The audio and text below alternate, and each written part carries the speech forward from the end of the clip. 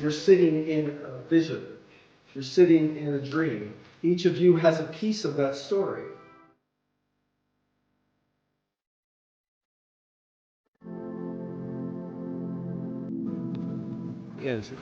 This has been an unfolding experience of 6 years to take an unloved mountain with no roads, no electricity, no water, and turn it into a thriving community hub. We call it Wuji Mountain because it's an old Chinese word that means no limits.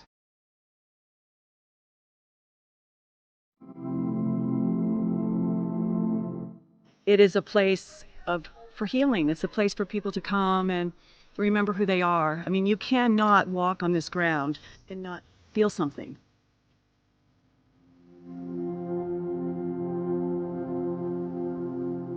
When you start having these intersections, inviting people from the community to create perhaps a new community. It's just this beautiful tapestry of connecting communities. We are people. People are the power. People who donate $50, $100, $1,000 from their heart. And look what's possible. Look what we've created.